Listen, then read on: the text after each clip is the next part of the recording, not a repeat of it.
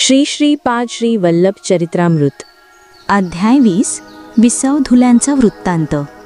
श्रीपादांच्या दिव्य मंगल स्वरूपाचे वर्णन. मी सकाळीच श्रीपादांच्या दर्शनासाठी कुरवपूरला आलो होतो.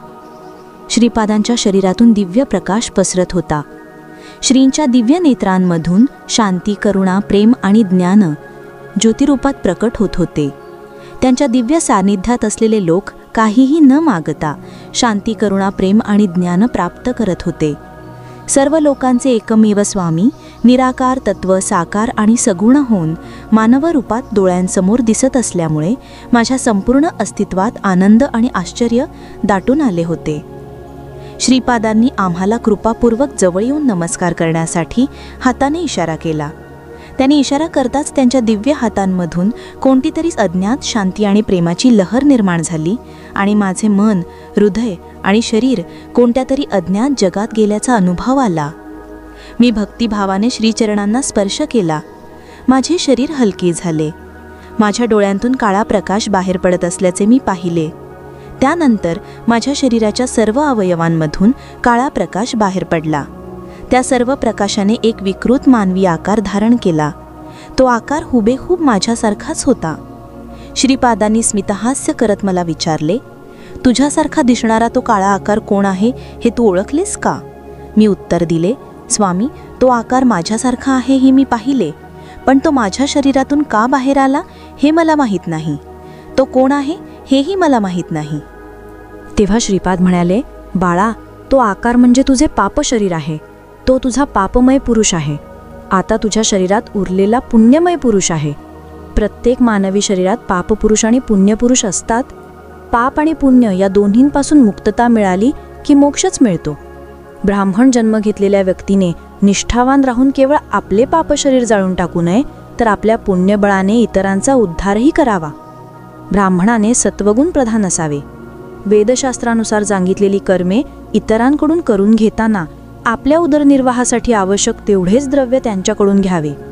अशा प्रकारे द्रव्य घेताना तो नकळतपणे त्यांचे पापही घेत असतो. ते पाप त्याने आपल्या तपरूपी अग्नीमध्ये जाळून टाकावे. अशा प्रकारे जीवन जगणारा ब्राह्मणच ब्राह्मण या शब्दाला पात्र असतो. तसे न केल्यास तो केवळ जातीने ब्राह्मण असतो, पण ब्रह्मज्ञानी ब्राह्मण होऊ शकत नाही. आमचे आजोबा बापणाचार्य आणि आमचे वडील अप्पलराज शर्वा यांच्यासारखे लोक सद्ब्राह्मण म्हणवून घेण्यास पात्र आहेत. आमच्या आजी राजमांबा आणि आमच्या आई सुमती महाराणी या परमपवित्र आहेत. केवळ त्यांच्या नावाचे स्मरण केल्याने जीवांच्या शरीरातील हजारो पापे त्वरित पळून जातात. हे शब्द बोलून श्रीपाद क्षणभर मौन राहिले. त्यांनी हाताच्या बोटांनी आपल्या भुवयांच्या मध्यभागी स्पर्श केला आणि आपला उजवा हात पुढे केला. त्यांच्या तळहातामधून एक तेजस्वी प्रकाश निर्माण झाला. लगेच होमासाठी लागणाऱ्या पवित्र वस्तू प्रकट झाल्या. काही मधुर फळे आणि फुलेही प्रकट झाली. त्यानंतर सोने आणि चांदी प्रकट झाले आणि त्यानंतर दिव्य अग्नी प्रकट झाला. माझ्या शरीरातून बाहेर पडलेला पापपुरुष अत्यंत भीतीने थरथर कापत ओरडत होता. श्रीपादांनी आपल्या डोळ्यांच्या इशाऱ्याने त्या पापपुरुषाला दिव्याग्नीत पडून भस्म होण्याची आज्ञा दिली. तो अनिच्छेनेच त्या अग्नीत पडला. माझ्या संपूर्ण शरीरात ज्वाळा निर्माण झाल्या. मी ओरडत होतो, स्वामी, मी जळत आहे, वाचवा, वाचवा. श्रीपादांच्या दिव्य नेत्रांमधून एक प्रकाश किरण माझ्यावर पडला. माझे शरीर थंड झाले. होमाग्नीने पापपुरुषाला जाळून टाकले. माझ्या शरीरात विविध प्रकारच्या विद्युत शक्ती निर्माण झाल्या. माझी कुंडलिनी जागृत झाल्याचे मला जाणवले. माझी नाडी आणि हृदयाचे ठोके थांबले. मी समाधी अवस्थेत गेलो. दुपारची वेळ झाली होती. तो गुरुवार होता. श्रीपादांनी स्नान केले होते आणि ते भक्तगणांनी वेढलेले होते. भक्तगणांनी अर्पण केलेले भिक्षांना श्रीपादांनी आपल्या दिव्य हाताने स्पर्श केले. त्यांनी आपल्या कमंडलूतील पाणी भक्तगणांवर शिंपडले. आठही दिशांना काही अन्न बळी म्हणून ठेवले. करोडो कोकिळांच्या मधुर स्वरात त्यांनी माझे नाव घेऊन मला बोलावले. सर्वांना भोजन करण्याची आज्ञा दिली. मला त्यांच्या जवळ येण्यास सांगितले.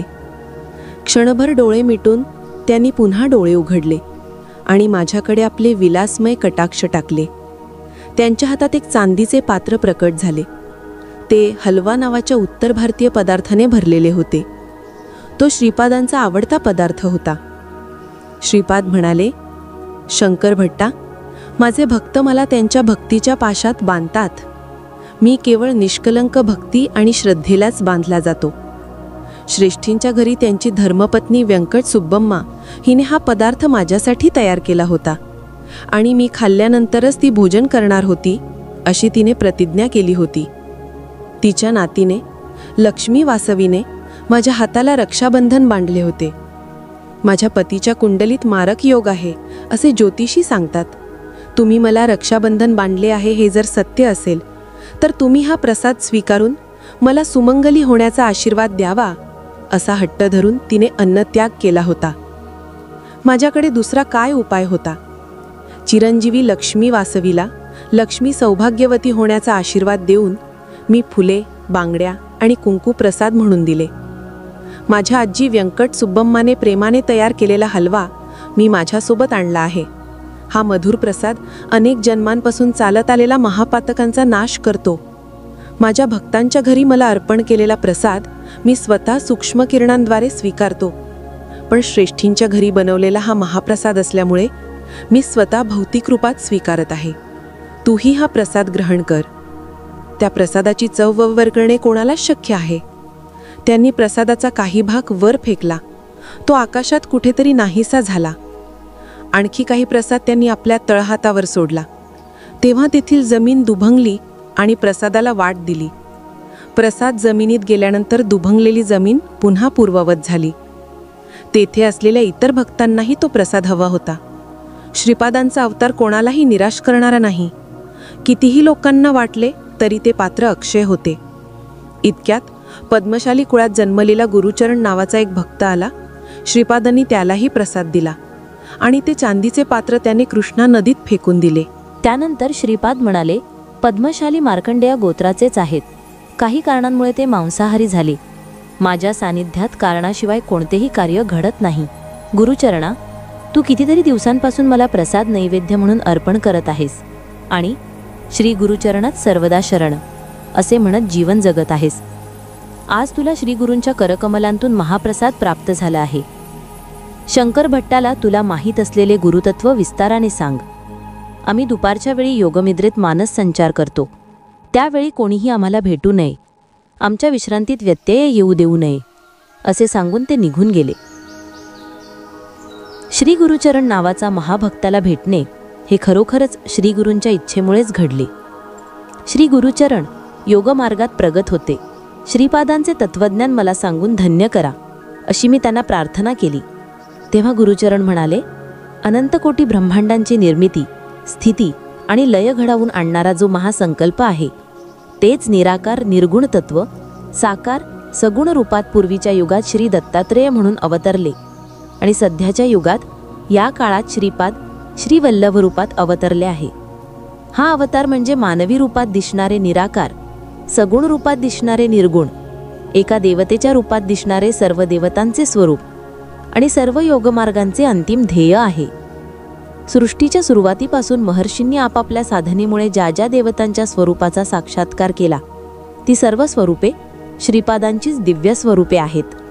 प्राचीन काळी महर्षींकडे अनेक दिव्य शक्ती होत्या. वसिष्ठ हव्ययुक्त यज्ञ करत असत. हव्याशिवाय यज्ञ करण्याची पद्धत विश्वामित्र आणि जमदग्नी यांनी अवलंबली होती.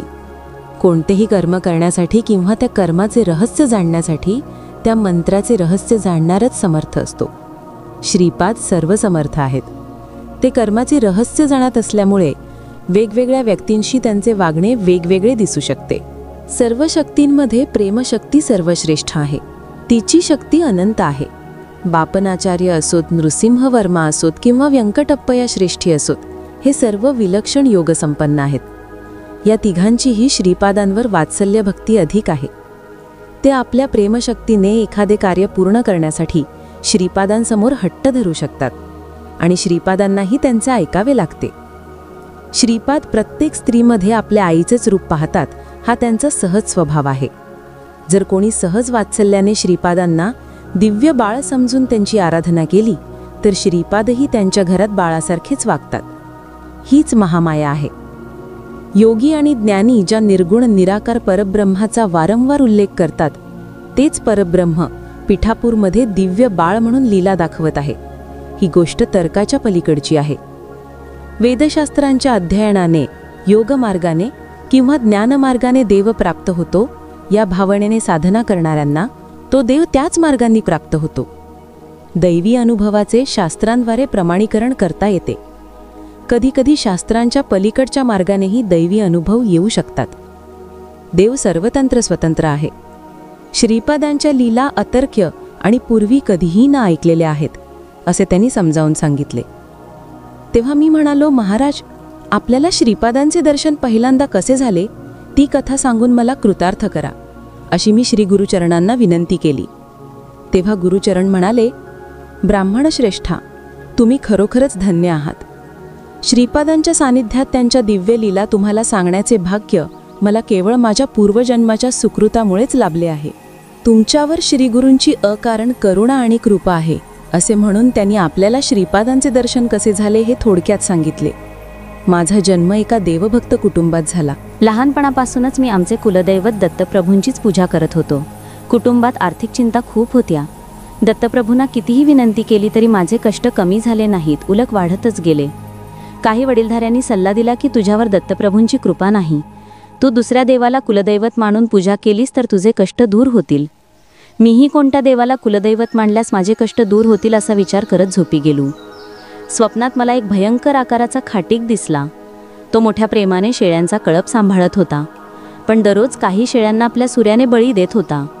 त्याच्या हातातील सुरा मला खूप घाबरवत होता. तो मेघांसारख्या गंभीर आवाजात म्हणाला, मी दत्त आहे. तू कोणत्याही देवी देवतेची पूजा केलीस तरी ती सर्व रूपे माझीच आहेत. तू ज्या देवाची पूजा करतोस त्याचे नाव आणि रूप बदलल्याने मी बदलणार नाही आणि मी तुला सोडणार तर नाहीच नाही. तू माझी सावली आहेस. माझी सावली मला सोडून कशी राहू शकेल? सर्व देवी देवतांचे संकल्प आणि सर्व मानव जातीचे संकल्प चालवणारा महासंकल्प मीच आहे. सर्व भगवंतांचे अवतार ज्या ब्रह्मस्वरूपातून प्रकट होतात ते ब्रह्म मीच आहे. वाघाच्या तोंडात सापडलेला प्राणी कदाचित सुटेल, पण माझ्या हाती लागलेला तू सुटू शकत नाहीस. दत्ताचे भक्त सिंहाच्या छाव्यासारखे असावेत, भित्रे नसावेत. मी सिंहासारखा आहे. सिंहाच्या छाव्यांना सिंहाची भीती वाटत नाही. ते आपल्या आईला आपल्या खेळण्या बागडण्याने आनंद देतात. हे निश्चित आहे की मी या सूर्याने तुला मारणार आहे. तिन्ही लोकांमध्ये तुला वाचवणारा कोणीही नाही, असे तो म्हणाला. मी घाबरून वेड्यासारखं ओरडू लागलो. इतक्यात स्वप्न भंगले. घरातील लोकांनी काय झाले असे विचारले. मी त्यांना माझ्या स्वप्नाची हकीकत सांगितली. कोणत्या जन्मातील कर्माचे फळ म्हणून आजी गरिबी भोगत आहे असे म्हणून मी रडू लागलो. आमच्या आर्थिक अडचणी आणखी वाढल्या. मला वाटले की मी मेलो तरी चालेल. दुसऱ्या दिवशी सकाळी आमच्या दारात एक हरिदास प्रकट झाला. त्याच्या हातात चिपळ्या होत्या. तो हरिनामाचे गायन करत होता. डोक्यावर तांदूळ घेण्यासाठी एक पात्र होते. तो एक विचित्र हरिदास होता. त्या पात्रात त्याने एक लहान उंबराचे रोप ठेवले होते. हरिदास दारात उभा असताना तांदूळ न देणे अशुभ मानले जाते.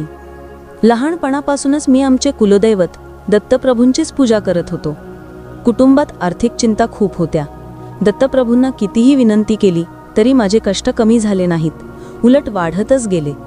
काही वडीलधाऱ्यांनी सल्ला दिला की तुझ्यावर दत्तप्रभूंची कृपा नाही, तू दुसऱ्या देवाला कुलदैवत म्हणून पूजा केलीस तर तुझे कष्ट दूर होतील. मीही कोणत्या देवाला कुलदैवत मानल्यास माझे कष्ट दूर होतील असा विचार करत झोपी गेलो. स्वप्नात मला एक भयंकर आकाराचा खाटीक दिसला. तो मोठ्या प्रेमानं शेळ्यांचा कळप सांभाळत होता, पण दररोज काही शेळ्यांना आपल्या सुऱ्यानं बळी देत होता. त्याच्या हातातील सुरा मला खूप घाबरवत होता. तो मेघांसारख्या गंभीर आवाजात म्हणाला, मी दत्त आहे. तू कोणत्याही देवी देवतेची पूजा केलीस तरी ती सर्व रूपं माझीच आहेत. तू ज्या देवाची पूजा करतोस त्याचे नाव आणि रूप बदलल्याने मी बदलणार नाही आणि मी तुला सोडणार तर नाहीच नाही. तू माझी सावली आहेस. माझी सावली मला सोडून कशी राहू शकेल? सर्व देवी देवतांचे संकल्प आणि सर्व मानव जातीचे संकल्प चालवणारा महासंकल्प मीच आहे. सर्व भगवंतांचे अवतार ज्या ब्रह्मस्वरूपातून प्रकट होतात ते ब्रह्म मीच आहे. वाघाच्या तोंडात सापडलेला प्राणी कदाचित सुटेल, पण माझ्या हाती लागलेला तू सुटू शकत नाहीस. दत्ताचे भक्त सिंहाच्या छाव्यासारखे असावेत, भित्रे नसावेत. मी सिंहासारखा आहे. सिंहाच्या छाव्यांना सिंहाची भीती वाटत नाही. ते आपल्या आईला आपल्या खेळण्या बागडण्याने आनंद देतात. हे निश्चित आहे की मी या सुऱ्याने तुला मारणार आहे. तिन्ही लोकांमध्ये तुला वाचवणारा कोणीही नाही, असे तो म्हणाला. मी घाबरून वेड्यासारखा ओरडू लागलो. इतक्यात स्वप्न भंगले. घरातील लोकांनी काय झाले असे विचारले. मी त्यांना माझ्या स्वप्नाची हकीकत सांगितली. कोणत्या जन्मातील कर्माचे फळ म्हणून आज ही गरिबी भोगत आहे असे म्हणून मी रडू लागलो. आमच्या आर्थिक अडचणी आणखी वाढल्या. मला वाटले की मी मेलो तरी चालेल. दुसऱ्या दिवशी सकाळी आमच्या दारात एक हरिदास प्रगट झाला. त्याच्या हातात चिपळ्या होत्या. तो हरिनामाचे गायन करत होता. डोक्यावर तांदूळ घेण्यासाठी एक पात्र होते. तो एक विचित्र हरिदास होता. त्या पात्रात त्याने एक लहान उमराचे रोप ठेवले होते. हरिदास दारात उभा असताना तांदूळ न देणे अशुभ मानले जाते. म्हणून मी घरात काही तांदूळ आहेत का हे शोधले आणि सापडलेली मुठभर कणी मी हरिदासाला दिली. हरिदासाने ती मुठभर कणी स्वीकारून म्हटले, महाराज, काल रात्री एका खाटिकानं गुरुचरण नावाच्या दत्तभक्ताची हत्या केली. आश्चर्य म्हणजे त्या माणसाचे प्राण शरीरातून निघून या उमराच्या रोपात स्थिरावले आहेत. उमराच्या झागाच्या मुळाशी दत्तात्रेय वास करतात असे सांगितले जाते. हे रोप सामान्य नाही. गोदावरी मंडलात श्री पिठापूर नावाचे महाक्षेत्र आहे. तिथे स्वयंभू दत्त श्रीपाद श्रीवल्लभ या नावाने फिरत असतात अशी प्रसिद्धी आहे. श्रीवल्लभांच्या आजोळच्या घरातील उमराच्या झाडाचे हे वंशज आहे. हे रोप आपल्या घरात लावा आणि सर्व शुभ गोष्टी प्राप्त करा. हे ऐकून माझे डोके गरगरू लागले. तेव्हा मी हरिदासाला म्हणालो, महाराज, गुरुचरण नावाचा तो मीच आहे. माझी हत्या झालेली नाही. मी दत्तभक्त आहे. मी स्वप्नात एका खाटिकाला पाहिले होते. त्याने मला आपल्या सूर्यानं मारणार असल्याचे सांगितले होते. मी असे ऐकले आहे की जेव्हा एखादा माणूस मरण पावतो आणि त्याचे शव सापडत नाही, तेव्हा उंबराच्या लाकडांचा पुतळा करून त्यावर अंत्यसंस्कार केले जातात. पण एखाद्या माणसाचे प्राण उंबराच्या झाडात खेचून घेणे आणि त्याच वेळी त्याच माणसाच्या शरीरात प्राण ठेवणे हे मी कधी पाहिले नाही किंवा ऐकले नाही. औदुंबर वृक्षाचे महात्म्य. तेव्हा तो हरिदास मोठाने हसून म्हणाला, तू म्हणतोस ते खरे आहे. मी ते नाकारत नाही. या सृष्टीचे संपूर्ण रहस्य केवळ आदिगुरु दत्तप्रभूंनाच माहीत आहे. ते पुढच्या क्षणी काय करण्याचा संकल्प करतील हे सप्तर्षी सुद्धा जाणू शकत नाहीत. मग तुझी आणि माझी काय कथा? मनुष्य केवळ शारीरिकरित्या मरण पावला तरच त्याला मृत्यू समजतोस.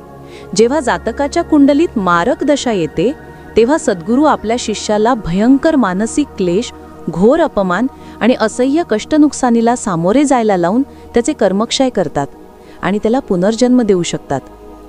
अवतारी पुरुष आपल्या आश्रिताला किरकोळ दुःख देऊन पुनर्जन्म देऊ शकतो, परंतु दत्तात्रेय आपल्या आश्रितांची प्राणशक्ती आपण नेहमी वास करत असलेल्या औदुंबर वृक्षाकडे आकर्षित करतात आणि औदुंबर वृक्षातून निघणाऱ्या प्राणशक्तीद्वारे आश्रिताच्या शरीराचे रक्षण करतात. अज्ञानी आश्रिताला वाटते की तो आपल्या शरीरातील प्राणशक्तीमुळे जिवंत आहे, पण सत्य हे आहे की ती प्राणशक्ती औदुंबरातून निघून भक्ताच्या शारीरिक क्रिया व्यापारांना निर्विघ्नपणे पार पाडत असते. मारक दशा संपताच औदुंबरातून मिळणारी प्राणशक्ती पुन्हा भक्ताच्या शरीरात प्रतिष्ठित होते आणि तो भक्त आणखी काही काळ जगतो. औदुंबरातून कितीही प्राणशक्ती बाहेर पडली तरी तो परिपूर्णच राहतो. याचे कारण म्हणजे श्री दत्तात्रेय प्रत्येक औदुंबर वृक्षाच्या मुळाशी सूक्ष्म रूपात प्रतिष्ठित असतात असे त्याने स्पष्ट केले. मला हरिदासाचे बोलणे खूप आश्चर्यकारक वाटत होते. कृष्णदास नावाचा तो हरिदास आपल्या वाटेने निघून गेला. मी त्या औदुंबराच्या रोपाचे आमच्या घराच्या परसदारी मोठ्या प्रेमाने आणि भक्तीने संगोपन करू लागलो. काही दिवस सामान्यपणे गेले. आमच्या एक दूरचा नातेवाईक रेशमी वस्त्रांचा व्यापार करत होता. तो वृद्ध झाला होता. त्याला मुलेबाळे नव्हती. त्याच्या मनात माझ्याबद्दल निरागस प्रेम निर्माण झाले. तो आमच्याच घरी राहू लागला. त्याने मला काही धन देऊन रेशमी वस्त्रांचा व्यापार करण्याचा सल्ला दिला. तो सुद्धा आमच्या घरातील औदुंबराला प्रदक्षिणा घालू लागला आणि मोठ्या भक्तीने दत्तप्रभूंची आराधना करू लागला. आमच्या घरात कोणतीही अडचण आली की आम्ही औदुंबराला प्रदक्षिणा घालून त्या वृक्षराजालाच आमचे दुःख सांगत असू. आमची वेदना दत्तप्रभूंपर्यंत पोचत असे आणि आमच्या समस्या अनपेक्षितपणे सुटत असत. दत्तात्रेय आणि आमच्यामध्ये औदुंबर हा मैत्रीचा सेतू बनला होता. अहो, दत्तभक्तांसाठी औदुंबर वृक्षाची सेवा करणे हे अत्यंत महत्त्वाचे कर्तव्य आहे. घरात औदुंबर असणे म्हणजे साक्षात दत्तात्रेय आपल्या घरात असण्यासारखेच आहे. औदुंबराचे महात्म्य कितीही वर्णन केले तरी ते कमीच आहे. पापकर्मामुळे काटेरी झाडाचा जन्म मिळणे. मी माझ्या व्यापाराच्या निमित्ताने ओढ्र देशाला म्हणजेच ओरिसाला जात असताना माझ्या सुदैवाने पिठापूरला पोहोचलो आणि श्रीपाद बापनाऱ्यांचे घर शोधून काढले. त्यावेळी श्रीपाद बापनाऱ्यांसोबत परसदारी होते. त्यांच्या परसदारी एक काटेरी झाड होते. श्रीपाद त्याला श्रद्धेने पाणी घालत होते. बापनाऱ्यांनी श्रीपादांना म्हटले, सोनुल्या, तुला इतके प्रिय असलेले हे काटेरी झाड जणू काही सोमलता किंवा संजीवनी वनस्पती आहे. अशा थाटात तू त्याची काळजी घेत आहेस. तू काळजी घेतलीस किंवा नाही घेतलीस तरी ते वाढायचे थांबणार नाही. तेव्हा श्रीपाद म्हणाले, आजोबा, स्वयंभू दत्त बापनाचार्यांच्या नातवाच्या रूपात अवतरले आहेत. केवढे हे आश्चर्य, केवढा हा दैवद्रोह.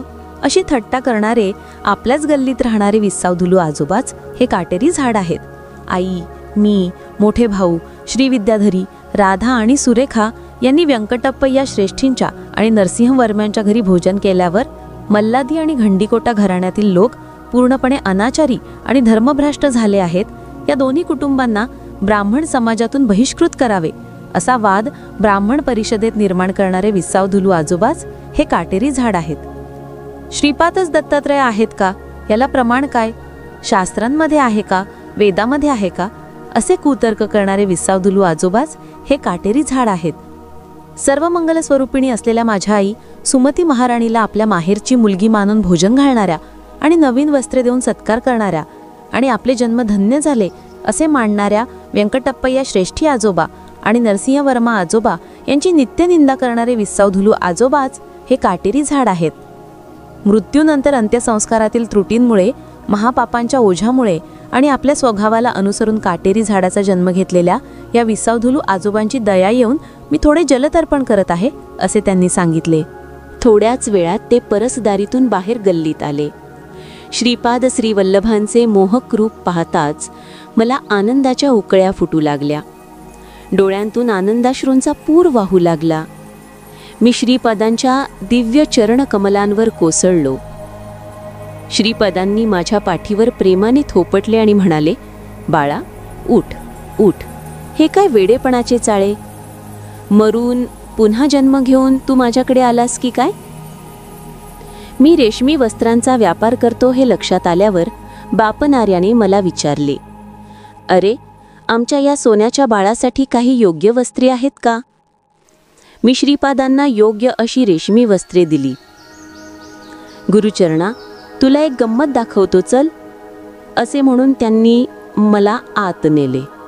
बापनार्यासुद्धा श्रीपादांसोबत होते. श्रीपादांनी आम्हाला त्या काटेरी झाडाजवळ नेले आणि म्हणाले, विसावना, आजोबा, तुझ्या मुलांनी श्राद्धकर्म नीट न केल्यामुळे आणि बापनाऱ्यांसारख्या महापुरुषांची विनाकारण निंदा केल्यामुळे तुला हा नीच जन्म मिळालाय. हा गुरुचरण पूर्वजन्मी तुझा पुत्र होता. मी त्याच्या हस्ते तुझे श्राद्धकर्म करवून घेईन. तुला मान्य आहे का? आम्ही आश्चर्याने पाहतच राहिलो. त्या काटेरी झाडाला व्यापून वायुरूपात प्रेतात्मा म्हणून असलेल्या विसावधुलूंनी स्पष्टपणे म्हटले, यापेक्षा मोठे महाभाग्य कोणते असेल का? श्रीपादांनी माझ्याकडून ते काटेरी झाड मुळासकट उपटून काढले. त्यांनी आपल्या हातात पिंपळाची आणि उंबराची काडी घेऊन अग्नी निर्माण करण्यास सांगितले. त्या दोन्हीच्या घर्षणाने अग्नी निर्माण झाला. मी ते काटेरी झाड जाळून टाकले. श्रीपादांनी मला स्नान करण्याची आज्ञा दिली. स्नानानंतर श्रीपादांनी मला विभूती देऊन ती धारण करण्यास सांगितले आणि म्हणाले, शिव स्मशानातील राख अंगाला लावतो असे लोक समजतात, पण जेव्हा महापुरुष, सिद्ध पुरुष, महायोगी आणि महाभक्त काळाच्या अधीन होतात तेव्हा त्यांच्या दहनानंतरची राख शिव आपल्या अंगावर धारण करतो. ते त्याच्या तेजोवलयात एकरूप होऊन राहतात.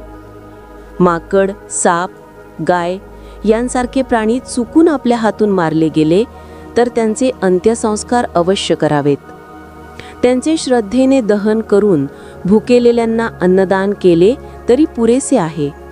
त्यासाठी मंत्रपूर्वक विधी करण्याची आवश्यकता नाही. कोणत्या तरी जन्मात आपला त्यांच्याशी थोडासा ऋणानुबंध असतो आणि कोणत्या तरी चुकीमुळे ते आपल्या हातून मरण पावतात. त्यांचे श्रद्धेने दहन केल्यामुळे आपले कर्मशेष नष्ट होते आणि त्यांना सद्गती मिळते. पूर्वीच्या युगात एकदा दुष्काळामुळे जग त्रस्त झाले होते. गायींची संख्या वाढल्याशिवाय गोघृतासारखे पवित्र पदार्थ निर्माण होऊ शकत नाहीत. यज्ञयाग झाले नाहीत तर देव आणि मानव यांच्यातील परस्पर सहकार्याचा जो नियम विश्वनियंत्यांनी घालून दिला आहे तो निरर्थक होऊन धर्माचा ऱ्हास होतो. मानवांना पुरेसे अन्न मिळाले नाही तर ते जगू शकत नाहीत. त्यामुळे गौतम महर्षींनी आपल्या आश्रमात तपोबळाने पिके घेतली होती. काही कारणास्तव गौतम महर्षींना लागलेल्या मायावी गोहत्येच्या पातकातून मुक्त होण्यासाठी त्यांनी गोदावरीला पृथ्वीवर आणले. त्यामुळे जग गौतम महर्षींचे खूप ऋणी आहे. गौतम महर्षींची पत्नी अहल्या महापतिव्रता होती. गौतम महर्षींची पत्नी अहिल्या महापतिव्रता होती. हे विस्सावदुलू गौतम गोत्रात जन्माला आले आहेत. गौतम महर्षी आणि विस्सावदुलू यांच्यातील संबंध केवळ त्या गोत्रात जन्म घेण्यापुरताच आहे. हा अत्यंत क्षुल्लक ऋणानुबंध असला तरी त्रेतायुगात याच पीठापुरात झालेल्या सवित्र काठक चयन यज्ञात गौतम महर्षींनीही भाग घेतला होता. तसेच विस्सावदुलू सुदैवाने पीठापुरात जन्माला आले आणि त्यांना अत्यंत दुर्लभ असे माझे दर्शनही घडले. या कारणांमुळे आणि अयोग्य व्यक्तीलाही हा दत्त अकारण करुणेने सद्गती देऊ शकतो हे जगाला दाखवून देण्याची वेळ आल्यामुळे ही घटना घडली. ऋणानुबंधाशिवाय कुत्रासुद्धा तुझ्याजवळ येऊ शकत नाही. म्हणून कोणी मदतीसाठी तुझ्याकडे आले तर शक्य असल्यास मदत कर. शक्य नसल्यास शांत शब्दात आपली असमर्थता व्यक्त कर, पण निर्दयता दाखवू नकोस. जर तू निर्दयता दाखवलीस तर सर्व प्राणीमात्रांच्या अंतर्यामी असलेला मी सुद्धा तुझ्याशी निर्दयपणे वागेन.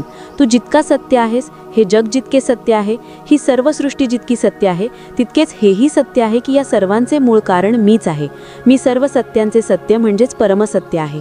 वेदांमध्ये सुद्धा सत्यम ज्ञानम अनंतम ब्रह्म असे म्हटले आहे. या सर्व गोष्टी त्यांनी सविस्तरपणे सांगितल्या. मी निश्चल होऊन पाहत होतो. बापन्नारायणच्या गालांवरून आनंदाश्रू ओघळत होते. श्रीपादांनी आपल्या लहानग्या हातांनी आजोबांच्या गालांवरचे अश्रू पुसले आणि म्हणाले, आजोबा, हल्ली तुम्ही नेहमी माझ्याच ध्यानात असता. तुमचा जन्म धन्य झाला. हुबेहूब तुमच्याच रूपात मी नृसिंह व सरस्वती म्हणून अवतार घेईन, हे सत्य आहे. असे म्हणून त्यांनी बापन्नारायणच्या हातात हात दिला. तेव्हा बापन्नारायण म्हणाले, श्रीपादा, कितीतरी दिवसांपासून एक शंका माझ्या मनात आहे, विचारू का? त्यांनी आपली शंका व्यक्त केली. लगेच श्रीपाद स्मिता हास्य करत म्हणाले, आजोबा, तुमच्यासारख्या व्यक्तीला शंका आणि मी 10 वर्षाचा मुलगा ती दूर करणार? तरीही प्रयत्न करतो. विचारा. सृष्टी, स्थिती आणि लय ही कार्य ब्रह्मा, विष्णू आणि महेशच करतात ना? श्रीपालांनी हो म्हटले. सरस्वती, लक्ष्मी आणि पार्वती ही त्यांचीच शक्ती स्वरूपी आहेत ना? श्रीपालांनी हो म्हटले. या त्रिमूर्तींना आणि त्यांच्या या त्रिशक्तींना आदिपराशक्तीनेच निर्माण केले आहे ना? पुन्हा श्रीपादांनी हो म्हटले. मग तुम्ही कोण आहात? असे बापन्नाऱ्यांनी श्रीपादांना विचारले. श्रीपाद हे सर्व देवतांचे स्वरूप आहेत. सर्वांचे मूळ श्रीपादच आहेत. आजोबांच्या तोंडून हा प्रश्न येताच श्रीपाद मनमोहकपणे हसले आणि म्हणाले, आजोबा, आत्ताच मी तुमच्या डोळ्यांदेखत एका काटेरी झाडाला सद्गती दिली. मी करत असलेल्या कामांना शास्त्रांचे प्रमाण आहे का, अशी चिकित्सा करणे अनावश्यक आहे. मी सर्व योग भूमिकांमध्ये आहे. जो योगी आहे तो मला त्या भूमिकांमध्ये नक्कीच भेटू शकतो. सृष्टी ही माया नाही, तिला सृष्टी मांडणे ही माया आहे. संपूर्ण सृष्टीमध्ये एकच भगवत चैतन्य आहे, परंतु ते विविध स्थितींमध्ये आणि अवस्थांमध्ये परिवर्तनाच्या अधीन आहे. ही परिवर्तनाची प्रक्रिया काळावर आधारित आहे. काळाचे ज्ञान होत असल्यामुळे परिवर्तनाची प्रक्रिया अनुभवाला येते. हा काळ आपल्याला सूर्यचंद्रादी खगोलीय गोलांमुळे जाणवतो. त्रिकाल ज्ञान आणि अवस्थात्रयाचे ज्ञान एकाच वेळी अनुभवणारे अत्री महर्षी होते. या सृष्टीमध्ये अनसूया तत्वाचा अनुभव घेणारी महागृहिणी म्हणजे अनसूया माता. मला सृष्टी, स्थिती, लय, स्थूल सूक्ष्म कारण शरीर, भूत भविष्य वर्तमान काळ इत्यादी सर्व गोष्टी एकाच वेळी अनुभवाला येतात. त्यामुळे माझा काळ नित्य वर्तमान काळ आहे. जे घडले आहे, जे घडत आहे आणि जे घडणार आहे ते सर्व एकाच वेळी अनुभवाला येते. अशा स्थितीत त्रिमूर्ती आणि त्रिशक्ती माझ्यातच असण्यात आश्चर्य वाटायला नको. त्रिमूर्ती आणि त्रिशक्ती सृष्टीच्या पूर्वी आदिपराशक्तीमध्येच होत्या, हे सत्य आहे. मी आणि आदिपराशक्ती अभिन्न स्वरूप आहोत. पण येथे एक सूक्ष्म गोष्ट आहे. संपूर्ण सृष्टी मातृगर्भातूनच निर्माण व्हावी असा एक महासंकल्प असल्यामुळे आदिपराशक्तीचे रूप प्रकट झाले. ते ब्रह्मयोनीचे स्वरूप आहे. त्यातूनच त्रिमूर्ती आणि त्रिशक्ती प्रकट झाल्या. पण त्या आदिपराशक्तीला सृष्टी निर्माण करण्याची इच्छा किंवा सृष्टीची रचना अशी असावी असा संकल्प कसा निर्माण झाला? त्याला प्रेरणा देणारी शक्ती म्हणजेच मी, अर्थात महासंकल्प स्वरूप. त्या महासंकल्पानुसारच आदिपराशक्तीचा, त्रिमूर्तींचा आणि त्रिशक्तींचा आविर्भाव झाला. ते महासंकल्प स्वरूपच परमगुरु स्वरूप आहे. ही अत्यंत गोपनीय गोष्ट आहे. त्या महासंकल्प स्वरूपाला संकल्प करताच तो सिद्ध होतो. संकल्प होणे आणि तो सिद्ध होणे एकाच वेळी घडते. सर्व शक्तींना नियंत्रित करणारी मूळ शक्ती मीच आहे. सृष्टीमध्ये माता शिशु, पिता पुत्र, पती पत्नी, भाऊ बहीण हे संबंध अटळ आहेत. या पवित्र संबंधांना आदर्श म्हणून स्थापित करण्यासाठीच देवी देवतांची स्वरूपे प्रकट झाली आहेत. जीव हा मायेच्या अधीन असलेली शक्ती आहे. मी मायाशक्तीच्या पलीकडची महाशक्ती आहे. मायाशक्ती आणि महाशक्ती केवळ योगशक्तीमुळेच एकत्र येऊ शकतात. जेव्हा आदिपराशक्ती किंवा मूळ दत्त म्हणून उपासना केली जाते तेव्हा त्रिमूर्ती आणि त्रिशक्ती अंतर्लीन स्थितीत असतात. हे दैवी संबंध, त्यांची तत्वे आणि त्या त्या स्थितींमधील अनुभव केवळ साधना संपन्न व्यक्तींनाच समजू शकतात.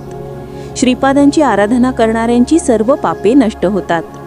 एखाद्या प्राण्याजवळ जाऊन त्याला संस्कृत व्याकरण शिकवणे निरुपयोगी आहे. प्राण्याला संस्कृत व्याकरण शिकायचे असेल तर त्या नीच जन्मातून मुक्त होऊन मानवी जन्म घेऊन आणि योग्य समर्थ व्यक्तीकडून ते शिकावे लागेल. मी प्रत्येक जीवाशी आंतरिकरित्या जोडलेला असल्यामुळे जीवांचे संस्कार आणि अशुद्धी त्यांच्याकडून स्वीकारून दररोज नानादी कर्मांद्वारे त्यांना जाळून टाकतो आणि जीवांच्या उत्क्रांतीस मदत करतो. वास्तविक पाहता मला पूजा करण्याची आवश्यकता नाही. माझी आराधना करणाऱ्यांचे अनेक पापसंस्कार मी माझ्यात आकर्षित करून घेतो आणि आमच्या घरातील कुलदैवत असलेल्या कालाग्नी शमन दत्ताची स्थूल पूजा करतो. त्या पूजेमुळे मिळणारे महाफळ मी माझी आराधना करणाऱ्यांना अर्पण करतो. कर्म केल्याशिवाय फळ देता येत नाही, म्हणून तपश्चर्येसारखी महापुण्य कर्मे मी या शरीराने करतो. मी अनंत चैतन्य असल्यामुळे आणि मी केलेल्या कर्मांना तात्काळ फळ मिळत असल्यामुळे ती फळे मी लगेच त्यांच्या त्यांच्या योग्यतेनुसार त्यांना प्रदान करतो. म्हणूनच माझे स्वरूप आदिगुरूचे आहे. जसा मुलगा आईवडिलांच्या मालमत्तेचा वारसदार असतो त्याचप्रमाणे गुरुच्या तपश्शक्तीचे वारसदार त्या गुरुचे शिष्यही असतात. भगवद्गीतेतही कर्म करणे अनिवार्य असल्याचे सांगितले आहे. माझ्या अवताराला समाप्ती नाही. दत्त असलेला मी सुलभ साध्य आहे. इतर देवता भक्तांनी केलेल्या तपाने संतुष्ट होऊन वर देतात, परंतु गुरुस्वरूप असलेला दत्त आपल्या शिष्यांना वर मिळवण्याच्या आड येणाऱ्या दुष्ट शक्ती आणि दुर्दैवी शक्तींना आपल्या तपोशक्तीने दूर करून त्यांच्यावर कृपा करणारे परमकारुण्य स्वरूप आहे. आजोबा, म्हणूनच मला स्मृती मात्र प्रसन्न म्हणतात. सर्व गुरूंच्या रूपात मीच आहे. हे महाकरुणेने अवतरलेले परमगुरु स्वरूप असल्यामुळे या अवताराची समाप्ती नाही. माझ्या भक्ताची हाक माझ्यापर्यंत पोहोचताच मी त्वरित उत्तर देतो. माझा भक्त मला कधी हाक मारेल याची मी वाट पाहत असतो. माझ्या भक्ताने माझ्याकडे 1 पाऊल टाकले तर मी माझ्या भक्ताकडे 100 पावले टाकतो. माझ्या भक्तांचे डोळ्यांच्या पापणेप्रमाणे रक्षण करणे आणि त्यांना सर्व संकटांपासून व दुःखांपासून वाचवणे हा माझा सहज स्वभाव आहे. असा दिव्य उपदेश श्रीपादांनी बापन्नारांना केला. तेव्हा मी त्या महागुरूंना म्हणालो, महाप्रभू, सोमनता आणि सोमयाग याबद्दल मी ऐकले आहे. कृपया त्याबद्दल तपशील सांगावा. तेव्हा श्रीपादांनी सांगितले की सोमलतालाच संजीवनी वनस्पती म्हणतात आणि विचारले की तुला ती पाहायची आहे का? मी हो म्हणालो. लगेच त्यांच्या हातात संजीवनी वनस्पती प्रकट झाली. त्यांनी ती मला भेट म्हणून दिली. त्यांचा तो दिव्य प्रसाद आजही माझ्या देवाऱ्यात सुरक्षित आहे.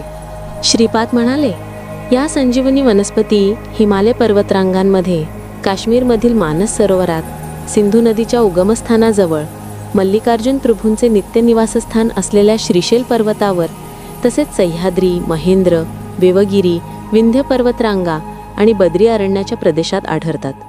हिच्यामुळेच लक्ष्मण मूर्छेतून शुद्धीवर आला. हिचे सेवन केल्याने अनेक रोगांपासून मुक्ती मिळते. हिचा लेप लावल्याने आकाशगमनाची सिद्धी प्राप्त होते. स्नायू बळकट होण्यासाठी, नेत्रज्योती आणि श्रवणशक्ती वाढवण्यासाठी ही खूप उपयुक्त आहे. हिच्या प्रभावामुळे अग्नी, पाणी किंवा विषापासून कोणत्याही प्रकारचे भय किंवा दुःख होत नाही. हिच्यामुळे अणिमादी अष्टसिद्धी प्राप्त होतात. या संजीवनी रोपाला शुक्ल पक्षाच्या सुरुवातीपासून रोज 1 पान फुटते आणि पौर्णिमेला त्या फांदीवर 15 पाने येतात. कृष्ण पक्षाच्या सुरुवातीला रोज 1 पान गळून जाते आणि अमावस्येला सर्व पाने गळून ती वाळून जाते. ही वाळलेली लहान काडी पाण्यात भिजवून रात्री खोलीत ठेवल्यास तिच्यातून प्रकाश दिसतो. सह्याद्री पर्वतरांगा आणि भीमाशंकर पर्वताजवळ क्रूर पाणी या संजीवनी वनस्पतीचे रक्षण करतात. अमावस्येच्या मध्यरात्री दिव्य प्रकाशाने चमकणारी ही वनस्पती ओळखता येते. बाळा गुरुचरणा, अशा प्रकारे 24 प्रकारच्या दिव्य औषधी वनस्पती आहेत. या सर्व अत्यंत पवित्र आहेत. त्यांच्या आश्रयाने देवताशक्ती वास करतात.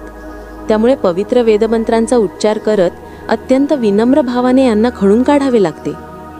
त्या 24 दिव्य औषधी वनस्पती म्हणजे 1 सोम, 2 महासोम, 3 चंद्रम, 4 अंशुमान, 5 मंजुवान, 6 रजतप्रभू, 7 दुर्वा, 8 कनियान, 9 श्वेतान, 10 कनकप्रभ, 11 प्रतानवान, 12 लालवृत्त, 13 करदीर, 14 अंशवान, 15 स्वयंप्रभ, 16 रुद्राक्ष, 17 गायत्री, 18 इष्टम, 19 पावत, 20 जगत, 21 शाकर, 22 अनिष्टम, 23 रैक्त, 24 त्रिपद गायत्री.